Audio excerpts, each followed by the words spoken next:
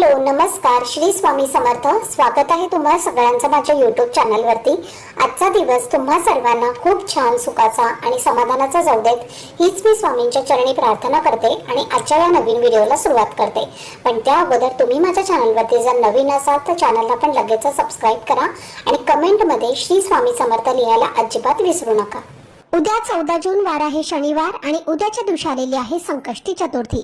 प्रत्येक महिन्याच्या शुक्ल पक्षाच्या तिथीला संकष्टी चतुर्थी साजरी केली जाते. जून महिन्यात येणाऱ्या चतुर्थी तिथीला कृष्ण पिंगल संकष्ट चतुर्थी असं सुद्धा म्हटलं जातं.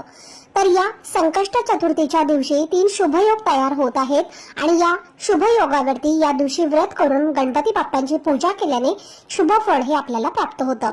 पंचांगानुसार या कृष्ण पिंगट संकष्ट चतुर्थीचा प्रारंभ शनिवार दुपारी 3:46 होणार आहे आणि याची समाप्ती ही रविवारी 15 जूनला दुपारी 3:51 होणार आहे. म्हणून उदय तिथीनुसार ही संकष्ट चतुर्थी 14 जूनला म्हणजेच शनिवारी आपल्याला साजरी करायची आहे. तर या दिवशी उपवास केल्यामुळे आपल्या जीवनातील सर्व संकट दूर होतात, तसेच आपल्या मनातल्या सर्व इच्छा मनोकामना या सुद्धा पूर्ण होतात. या दिवशी श्री गणेशाला दुर्वा, सिंदूर, मोदक आणि फळं अर्पण केल्यास आपल्या अपेक्षित फळ हे प्राप्त होत असते. तर या दिवशी गणेश तत्व हे पृथ्वीवरती नेहमीपेक्षा जास्त प्रमाणामध्ये जागृत असतं, त्यामुळे या दिवशी काही प्रभावी उपाय आणि सेवा केल्या तर त्या खूप प्रभावी ठरत असतात. आणि म्हणूनच आजच्या या व्हिडिओमध्ये तुमच्यासोबत मी एक अतिशय प्रभावशाली असा उपाय शेअर करणार आहे. तर शनिवारी संकष्ट चतुर्थीला तुम्ही उपवास नाही केला तरीही चालेल, पण एका सुपारीचा अत्यंत प्रभावी उपाय नक्की करा. हा उपाय केल्यामुळे तुमच्या सर्व कामना या पूर्ण होतील, त्यासोबतच तुम्हाला सर्व कामात यश मिळेल आणि तुमच्या प्रत्येक कठीणातील कठीण इच्छा या लगेचच पूर्ण होतील. नशिबाची साथ मिळेल. आयुष्यातील सर्व दुःख, संकट, अडचणी या दूर होऊन सुख, शांती, समृद्धी, ऐश्वर्य प्राप्त होईल. तर असा हा एक सुपारीचा उपाय कसा करायचा आहे, कोणत्या वेळेत करायचा आहे, याबद्दलची संपूर्ण माहिती तुमच्यासोबत मी आजच्या व्हिडिओमध्ये शेअर करणार आहे. त्यामुळे व्हिडिओ हा स्किप न करता शेवटपर्यंत नक्की पहा, जेणेकरून तुमच्यापर्यंत योग्य ती माहिती पोहोचेल. आणि तुम्ही माझ्या चॅनलवरती जर नवीन असाल तर चॅनलला पण लगेच सबस्क्राईब करा आणि बेल आयकॉनला पण प्रेस करा, म्हणजे मी जेव्हा कधीही नवीन व्हिडिओज अपलोड करेन त्याचं नोटिफिकेशन सर्वात आधी तुम्हाला मिळेल आणि तुमचा एकही व्हिडिओ हा मिस होणार नाही. तर आजच्या व्हिडिओमध्ये तुमच्यासोबत मी जो उपाय शेअर करणार आहे, तर हा उपाय तुम्ही दिवसभरामध्ये उद्या कधीही करू शकता. अगदी सकाळपासून ते संध्याकाळपर्यंत तुम्हाला हा उपाय कधीही करता येईल. तुम्हाला जेव्हा शक्य असेल तेव्हा तुम्ही हा उपाय करायचा आहे. तर हा उपाय तुम्ही रात्रीच्याच वेळी करा, जेव्हा आपण रात्री चंद्राची पूजा करत असतो. या दिवशी आपण जेव्हा व्रत करतो तेव्हा दिवसभर हे व्रत करून रात्रीच्या वेळी चंद्रोदय झाल्यानंतर चंद्राची पूजा करूनच हे व्रत सोडलं जातं. तरच या व्रताचं फळ जे आहे तर ते आपल्याला प्राप्त होतं. जर आपण या दिवशी चंद्राची पूजा न करताच हे व्रत सोडून दिलं तर या व्रताचं आपल्याला कोणत्याही प्रकारचं फळ हे प्राप्त होत नाही. आता या दिवशी जी कृष्ण पिंगल चतुर्थी आलेली आहे तर तिचा चंद्रोदयाची जी वेळ असणार आहे तर ती आहे रात्री 9:58. तर तुम्ही हा उपाय रात्री 8-9:30 वाजता केला तरीही चालेल, किंवा तुम्ही अगदी त्यावेळी तुम्हाला नाही शक्य झालं तर मग तुम्ही दिवसभरामध्ये हा उपाय कधीही करू शकता. तर पहा, या दिवशी अतिशय असे 3 शुभयोग तयार होत आहेत. या दिवशी ब्रह्मयोग, इंद्रयोग आणि सर्वार्थ सिद्धी योग असे 3 शुभयोग असणार आहेत. आणि या शुभयोगावरती आपण जर काही प्रभावी उपाय केले तर ते खूप प्रभावी ठरत असतात आणि त्या उपायाचं आपल्याला निश्चितच फळ हे प्राप्त होतं. गणपतीला सर्व देवतांमध्ये श्रेष्ठ मानलं जातं. ते स्वतः सर्व देवांचे पालन करतात आणि त्यांच्यावर कृपा करतात. आणि म्हणूनच कोणत्याही शुभ कार्याची सुरुवात करण्यापूर्वी श्री गणेशाची पूजा केली जाते आणि त्यानंतरच ते शुभ कार्य सुरू केलं जातं, जेणेकरून त्या कार्यात कुठल्याही अडचणी येणार नाहीत. कारण गणपतीला अडथळे दूर करणारे आणि अडचणींवर मात करणारे देवता मानलं जातं. धार्मिक ग्रंथानुसार गणपतीची कृपा झाल्यास व्यक्तीच्या जीवनातील सर्व अडथळे आणि संकट दूर होतात. गणपतीला समृद्धी, धन, ऐश्वर्याचा देवता मानलं जातं. जर आपल्यावरती आपल्या घरामध्ये श्री गणेशाचा आशीर्वाद असेल तर श्री गणेशाची जर कृपा असेल तर आपल्या घरामध्ये सुख, समृद्धी, शांती ही कायम टिकून राहते. आणि म्हणूनच आपल्याला हा उपाय जो आहे तर तो करायचा आहे. जर आपल्या घरामध्ये काही अडचणी असतील, काही अडथळे असतील, आपल्या घरामध्ये कुठलाही शुभ कार्य हे निर्विघ्नपणे पार पडत नसेल किंवा तुमच्या महत्त्वाच्या कामांमध्ये अडचणी येत असतील, कोणत्याही कामांमध्ये तुम्हाला यश मिळत नसेल, कोणतीही गोष्ट तुमच्या मनासारखी घडत नसेल, घरामध्ये दुःख, संकट, अडचणी असतील, घरातील गरिबी ही संपत नसेल आणि तुमच्या कष्टाला आणि मेहनतीला यश मिळत नसेल, तुमच्या कोणत्याही इच्छा प्रयत्न करूनही पूर्ण होत नसतील, नशिबाची तुम्हाला तुम्हाला साथ मिळत नसेल किंवा तुमच्या कष्टाला साथ मिळत नसेल तर तुम्ही हा एक सुपारीचा उपाय अवश्य करा. हा उपाय जर तुम्ही केला तर नक्कीच तुमच्या सर्व इच्छा मनोकामना या श्री गणेशाच्या कृपेने पूर्ण होतील. आपल्याला सर्वांनाच माहिती आहे की सुपारीला श्री गणेशाचं प्रतीक मानलं जातं आणि श्री गणेशाला सुपारी ही अतिशय प्रिय आहे आणि त्यामुळेच आपण प्रत्येक पूजेमध्ये सुपारीचा वापर जो आहे तर तो करत असतोच. तर पहा, सुपारीला श्री गणेशासोबतच ब्रह्मदेव, यमदेव आणि इंद्रदेव तसेच वरुणदेव यासारख्या देवतांचं सुद्धा प्रतीक मानलं जातं. जर आपण सुपारीच्या संबंधित काही उपाय जर केले तर आपल्या घरात सुख समृद्धी येत असते. तसेच काही उद्योग व्यवसाय असतील तर त्यामध्ये येणाऱ्या अडचणी या सुद्धा दूर होतात आणि उद्योग व्यवसाय हा चांगला चालू लागतो.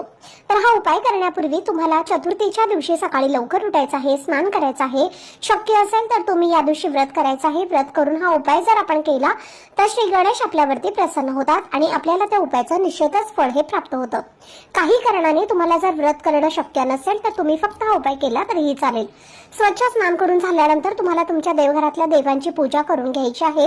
गणपती बाप्पांची मूर्ती असेल तर मूर्तीवर शुद्ध पाण्याने आणि पंचामृताने अभिषेक करायचा आहे किंवा तुम्ही कच्च्या दुधाने सुद्धा केला तरीही चालेल.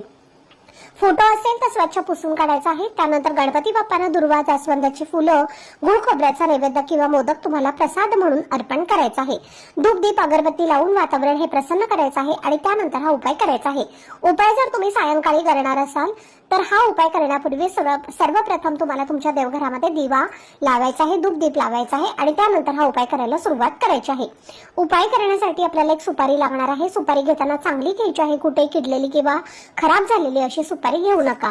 सुपारीचे दोन प्रकार असतात. एक छोटी सुपारी जी आपण पूजेमध्ये वापरत असतो आणि एक मोठी सुपारी ती आपण खाण्यासाठी वापरत असतो. उपाय करण्यासाठी आपल्याला जी छोट्या आकाराची सुपारी असते तर ती घ्यायची आहे आणि त्यानंतर एक विड्याचं पान लागणार आहे, ज्याला खाऊची पानं असं सुद्धा म्हटलं जातं. तर चांगलं पाहून आपल्याला पान घ्यायचं आहे. कुठेही फाटलेलं तुटलेलं असं पान घ्यायचं नाहीये.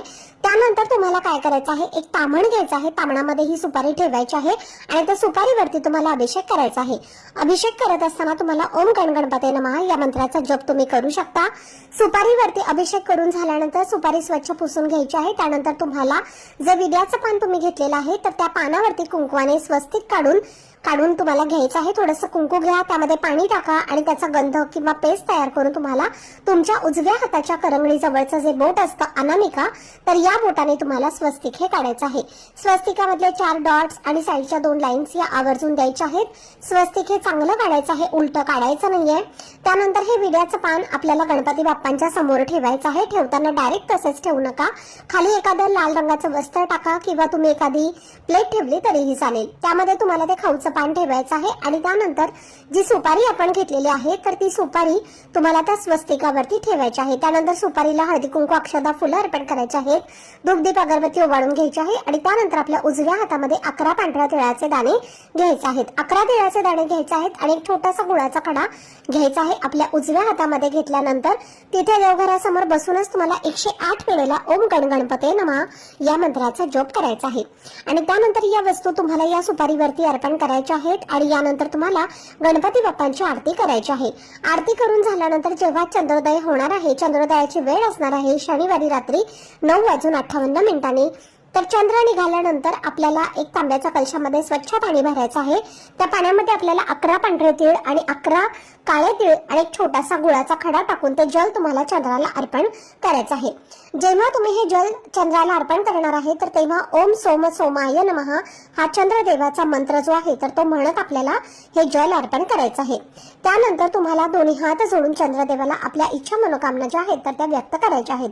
असं म्हणतात की या दिवशी जो व्यक्ती मनोभावे चंद्राची पूजा करतो त्या व्यक्तीवरती श्री गणेश हे प्रसन्न होतात आणि त्या व्यक्तीच्या सर्व इच्छा मनोकामना या पूर्ण करतात.